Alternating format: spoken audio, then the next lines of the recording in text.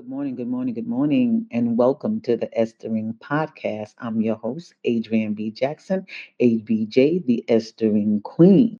Yes, I'm Adrianne B. Jackson. I was born to my mother and father in October of 1952, and right now, today, I am 62 years old. I just find that spectacular.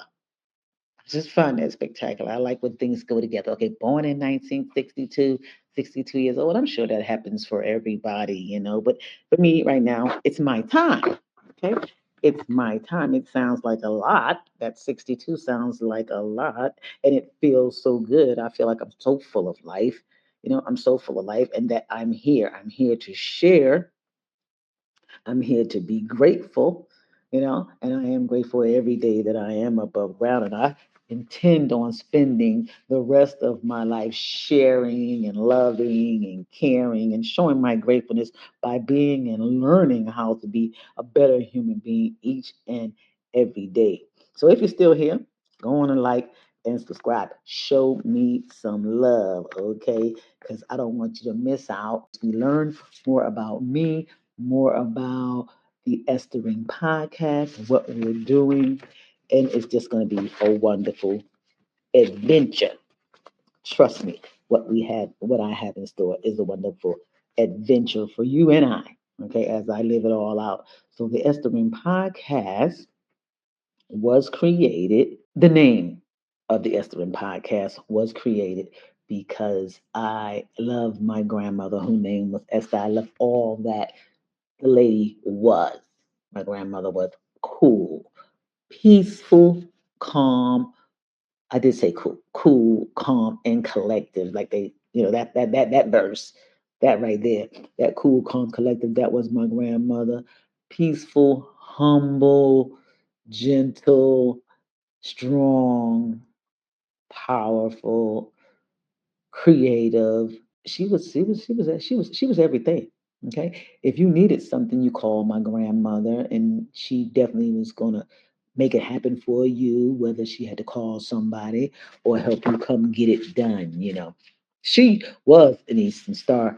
She had she had not a little, she had that power behind her, including just person she chose to be, including just the person that she chose to be. I loved every moment that I got to spend with my grandmother, you know, every moment of it. And unfortunately, though, when my grandmother passed, I wasn't able to go to her funeral because I was in Germany at the time and too big pregnant to go. And that just like tore me apart. But you only can control what you can. And so that it's not a missing part, but that's why I'm Esther out here in these streets. Okay. So and my podcast thereby the Esteban podcast to include. I also want to make sure it's coupled with the fact that I love that book in the Bible, Esther, the Esther book in the Bible. Okay, that's also my favorite book in the Bible. So I also want to say that because what Esther did, a great act. She performed a great act, right? So my company is Esthering 4GG, Esthering 4GG LLC, and it's Esthering, and the 4GG stands for greater good. And Esther in the Bible, what she did was for the greater good, not just for herself. Okay. And if you haven't read the book of Esther in the Bible, you need to read it, and then you'll understand exactly where I'm coming from, exactly how it couples together with my purpose of my podcast being called the Esthering Podcast, of my business being the Esthering 4GG LLC, because my business has a lot to do with foster care advocacy. So we're going to just keep on moving on. Well, what I want to tell you first, because I did tell you that I'm Agent ABJ, Adrianne B. Jackson, the Esthering Queen. Not in that order, though, because it goes like this. You know, I'm the host of the Esthering Podcast, Adrianne B. Jackson, ABJ, the Esthering Queen. That's how that goes. And you know that my grandmother her name was Esther, and how I got that together, how I figured out what's the name for my podcast was because my grandmother name was Esther, and I loved her, and I loved the book of the Bible called Esther. And so boom, there was born the Esthering Podcast. I am a 20-year veteran. Remember, I have done this thing, tried to record this 3 or 4 times. Okay. So I'm trying to, no, I'm not trying. I'm still upbeat about it because I want to get this product to you. I'm trying to get this product to you. And so if you are here and if you are hearing this, that means I finally did it. I did it, and I'm going to be able to continue on. And it'll get better. It'll get better. I promise you, we'll get better together. We are going to do some great things. I know. I know. I need you.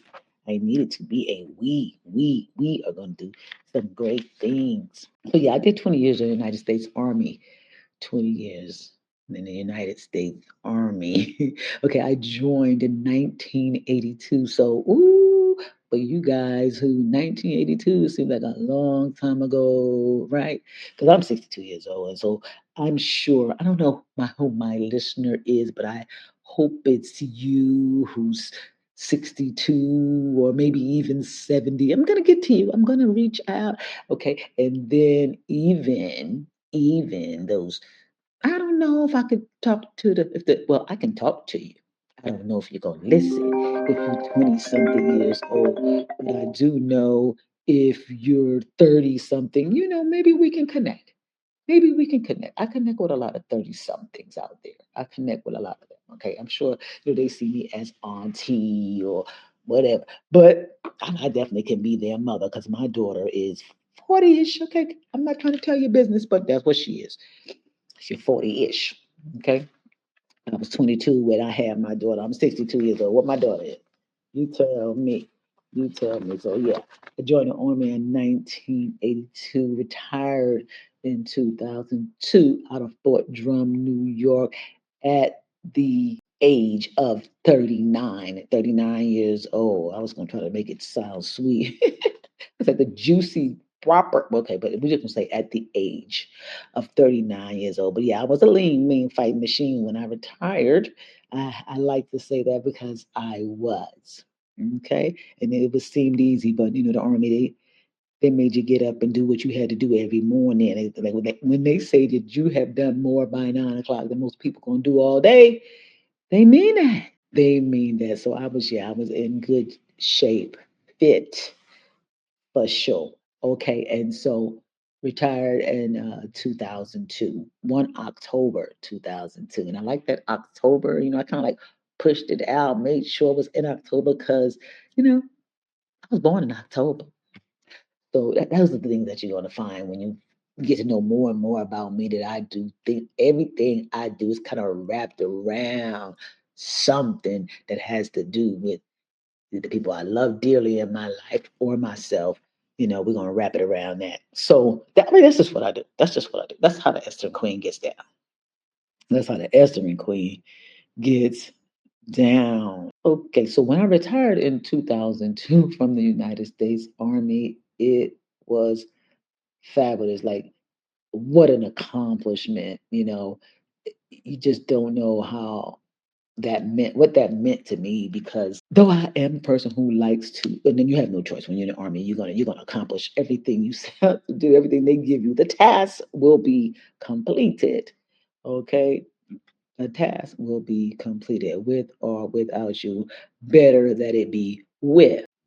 So I retired in 2002, 1 October, and in February of 2003, I took a job. I was looking on my screen, looking on my computer screen and checking my emails because I was feeling footloose and fancy free because I didn't have no job to get up and go to.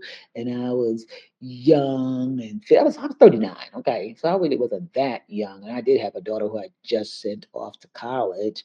My daughter went to Bethune-Cookman College, Mary McLeod Bethune. Okay, Cookman College in Daytona Beach, Florida. So I was very proud of that. Very proud to bring her to that establishment.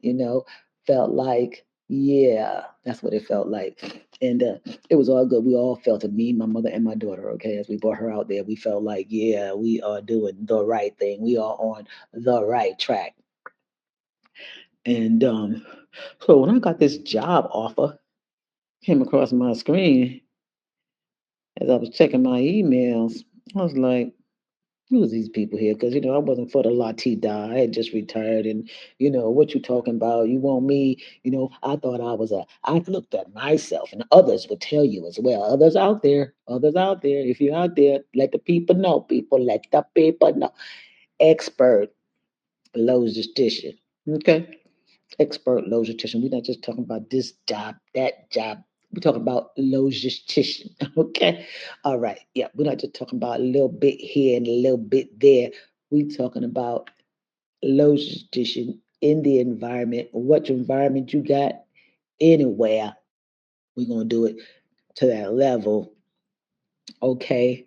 Um, that's what you strive for. That's what you strive for. And therefore, if you strive for it, you know, one day you're gonna look up and you're gonna be it. So right now, I'm striving. I'm striving, y'all. I'm like I took on this. I'm gonna be a podcaster, and I am at it feels like I'm at the bottom of this barrel. But you know what? I done been there before. So I'm good. I'm good. I don't mind a little climby climb. Okay. I don't mind. I don't mind being here, knowing what's out there for me, knowing what's out there for me. And I may never be, and not to say that I even want to be in some kind of high level notoriety of being a podcaster. You know, I just want to be a podcaster. So here I am. So here I am. I just want that behind my name. That's what I do, and I want to get good at it. I want to get great at it, the whole situation. I do. I'm here for that. Okay, so let's keep on moving. I was looking at my computer screen, looking at my computer screen. Boom, email came up. What's this? Oh, KBR got a job. They want to. They just wanted a warehouse. That's what they call it, a warehouse. A warehouse. $80,000 to be a warehouse. I mean, that's like for my profession of which I was an expert in. A warehouseman is like you don't have to know nothing. You don't have to. Um, it's like one of the entry levels. That's what you call it. It's the entry level job for a logistician. And that's on the other side of my expertise because I was in the Army and 76 Papa before they changed our MOS, which is called a military occupational specialty. They changed that from 76 Papa. They consolidated us, actually. They consolidated a lot of the logistics fields together so they can get more, for their more bang for their buck, more bang for their buck. Because first they was this like you're a 76 Victor, this is what you do warehouse work. You're a 76 Papa, this is what you do the computer aspect of this work. You do all the ordering and editing and all that other stuff. Okay, so I was the 76 Papa. I was the material control and accountant specialist. That was a 76 Papa. I was not uh, a warehouse. Okay. But when they put all our jobs together, when they consolidated us and gave us consolidated the three to four, two or three, say MOS's military occupational specialties and made them one, and then named that 92 Alpha automated logistician. Mm, that made each of us have to learn each other's jobs, okay, and then still move forward in that field. And then still move forward in that field. And if it was not a big deal to me, actually, it was a part that I really didn't want to take on. Like, I did not want to be in the warehouse stacking shelves, okay? Not that that's a bad thing, okay, because it has to be done. But it just wasn't what I had what I at the time, I said what I thought. It wasn't what I signed up for. Okay, it wasn't what I signed up for. But anyway, here I was reading this thing talking about $80,000 to be a warehouse, and I was like, "You got to be kidding me! Somebody gonna pay me $80,000 to go to Kuwait and work in a warehouse, be a warehouseman, an entry level logistician? Okay. I'ma do it. Cause guess what? Adrian ain't breaking no brains. Adrian ain't worried about no people. All she gotta do is this right here. And guess what? she could do that with her eyes closed. So yeah, I'm gonna go take that $80,000. Okay, I'm gonna go take that $80,000 and I'm gonna get a chance to go to Kuwait. Oh, and oh, did I say Kuwait? Yeah, the job was in Kuwait. Kuwait, Kuwait. Okay, if you know, you know. Kuwait, the Kuwait. All right, look it up. Kuwait, Kuwait, Kuwait. Look it up. Anyway, so I went on. I took the job. I told my mother, "Oh, mother, come see." Mother came, seen it. When they see those job applications or offers, when they send you those job offers, when they're offering you the job, right then and there, they spell it all out for you. Okay, we're gonna pay you $80,000. Okay, tax-free money. We got your housing. We got your transportation. All you got to do is come here and work. But okay, know how you're gonna be working. You're gonna be working 12 hours a day, 7 days a week. I believe that was it. I don't think I had no days off at that time. Yeah, 12 hours a day, 7 days a week. I'm thinking, I just came from being a soldier, 12 hours a day, 7 days a week. I'm in Kuwait, what I'm doing anyway. You paid me $80,000. And that part, I could not get out my head. So I was like, and then they asked, so when can you be here? Like how soon? Because they got a time. They don't, they're making these offers. It's not only to you, okay, it's to anybody who feels fits the shoe first. Anybody who fits the shoe, because trust me, it's a government job. You got to be drug free. You got to be fit to fight. What we call fit to fight, mean you got to be able to pass a medical. They take all your blood. Okay, you can't be diabetic. You can't be high blood pressure. You can't be. Well, and then if you are, you better be already being taken care of. All this got to be disclosed to them. Everything needs to be known. And if you lie about anything, boop, you just lost your opportunity. Excuse me, I hit the mic. But yeah, you just lost your opportunity to get that job, and it may be others. Okay, you can't be a felon. We're talking about with the government here. Okay, if you lie on your application, you might not get that opportunity again. Okay, or any others. At least it's back in the day when everybody was like trying to do their things. Okay, so, I just came from being a soldier, so that wasn't something that didn't phase me. I knew I was fit. I knew at that time I didn't have any high blood pressure. There was no diabetes to worry about. I was fit. It's fit. That part is not anything. So I could take the job. It was just a matter of when could I show up? Like, how long does it take? So I had sat around the house for a minute because I told you I retired in October of 2002. Now here it is, um, um, February of 2003. So that was 4 straight months of just not. My daughter now was in college. The girl was in college, and that was that was just good. Just talking back and forth to her on a daily basis, making sure she was good.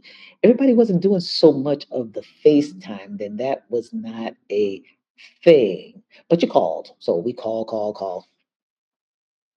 And at Bethune-Cookman College, if she wanted to go off campus, they had to call me to get permission to let her go. She had to get permission, and I love that because that was my baby. Okay. I don't know what she was doing. She was struggling with it, but hey, it was all good for me.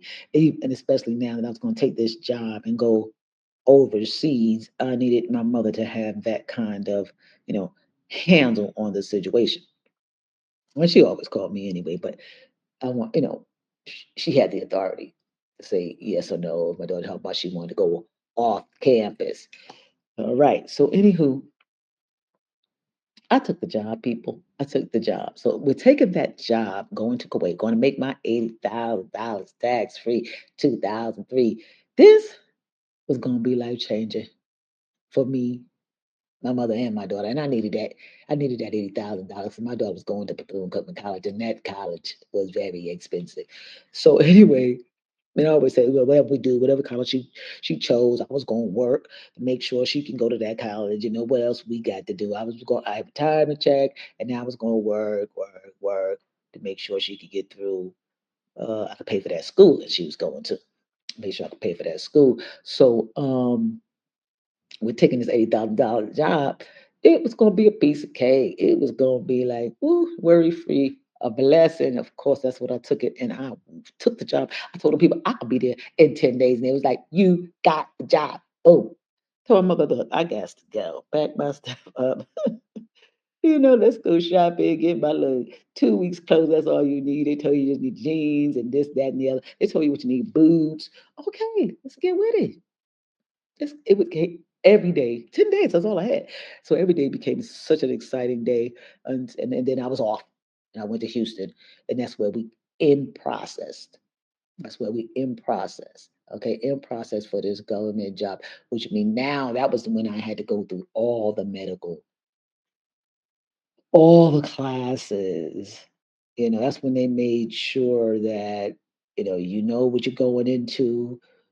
This is a danger zone because at that time Kuwait was considered danger zone. Kuwait, Iraq, all that was going on. Saddam Hussein, everything that was going on. Okay, nothing was built up. Nobody was spending their all money. Nobody was spending their all money. They was holding on to it, hoping he couldn't find it or hoping he ain't do nothing to them. Nothing was happening. Dubai was just a desert. It was a desert. There was a little bit. You mean it was still had an international airport. It was still an international airport hub, but outside of the airport, it was not much happening. It was not much happening. I remember staying at a nice little hotel.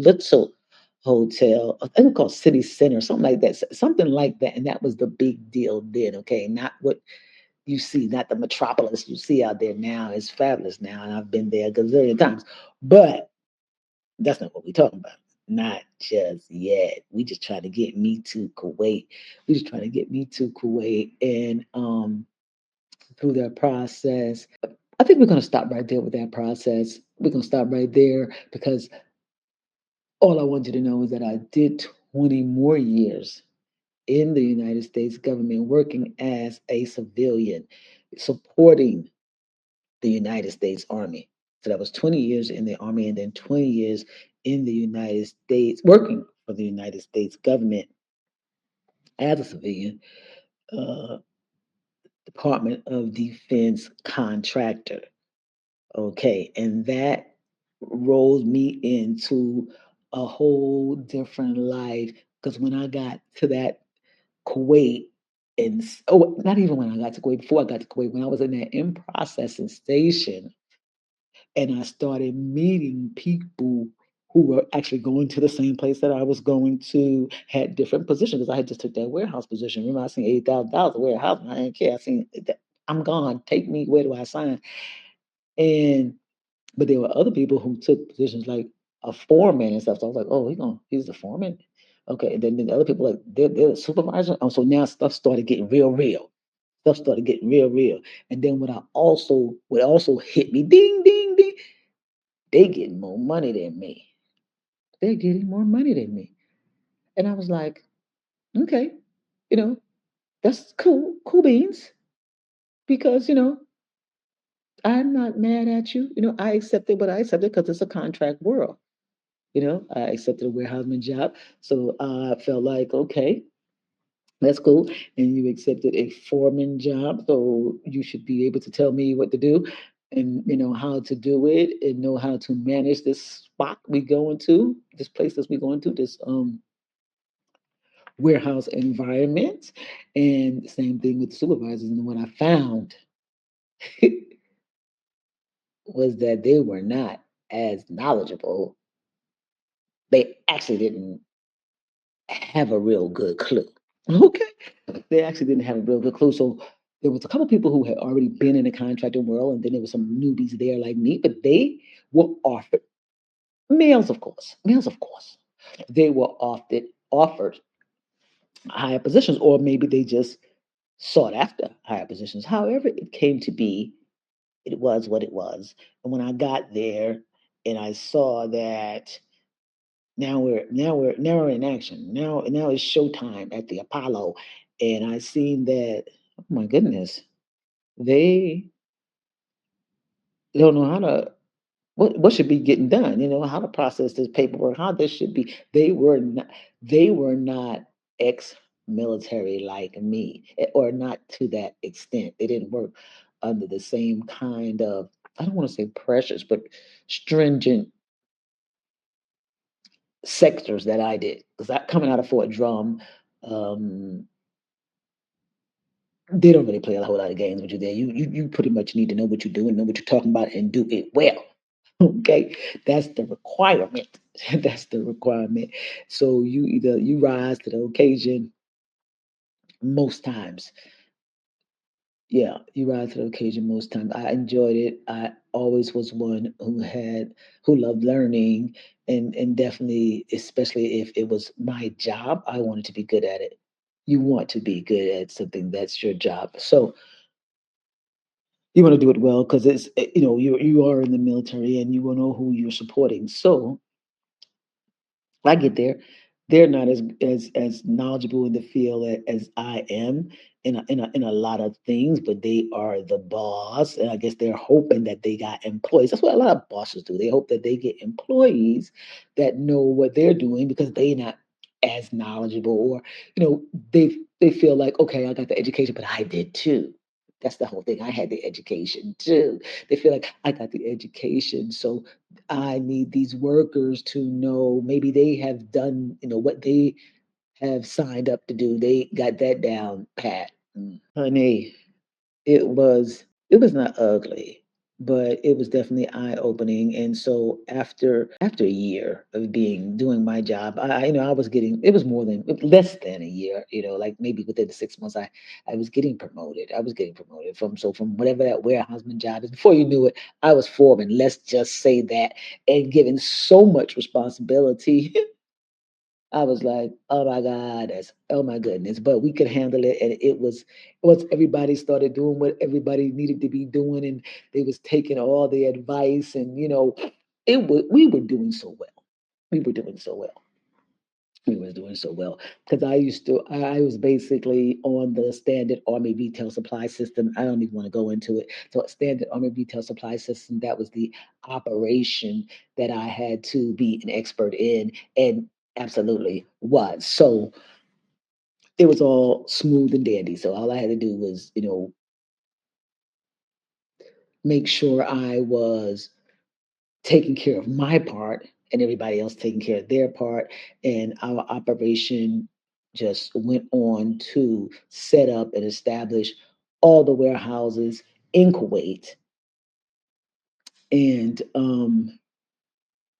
through that, the extension to other Southwest Asian warehouse facilities. And these warehouses supported the government. Remember, these warehouses, facilities support the government. So anyway, I want to get off of that and just keep it moving because I'm trying to let you know a little bit or a lot about me. And so right now, I went to Kuwait, my first job, and we're going to leave it right there. And the next episode, we're going to take off from Kuwait and let you know where I went, how I advanced, and what was going on, what was good in that life. So you have been listening to the Esthering podcast. Your host, me, Adrian B. Jackson, ABJ, the Esthering Queen. And this is my ABJ intro to the intro, part one, because there's going to be a part two and probably a part three. It's going to be all these intros to the intro until I get it all out and feel like now you know who you're dealing with. And then voila, we're going to come on screen with it and we're going to get to doing what we're supposed to be doing, okay? Going forward and doing great things. Estering for GG, Estering for greater good out here in these streets. So in the meantime and in between time, what I want you to do is be Estering. Oh, before I leave you here, I want to say this because I joined the morning meetup. David Shands is the host of the morning meetup.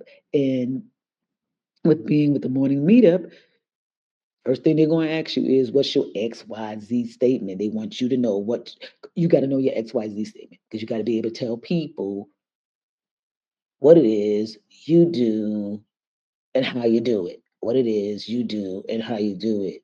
You know, What do you do? So I help X. Who? Who do you help? I help X do Y. I help X do Y by Z. That's it. I help X do Y by Z. So I help people do gain better insight on lives slash provisions and needs for foster children by through advocacy on site to foster care facilities, surveys, charity, and events, and my social media presence. That's my XYZ statement. I don't know. I can just only make that better. I can only make that better, but that's my XYZ statement, y'all. So I thank you for hearing me out on that one. And I hope that you have a wonderful rest of your day. And I like for you to be estering out here in these streets because when you estering out here in these streets, you're performing acts of greater good. Performing acts of greater good. If you estering out here in these streets, I'm ABJ, your estering queen. Be estering. Peace.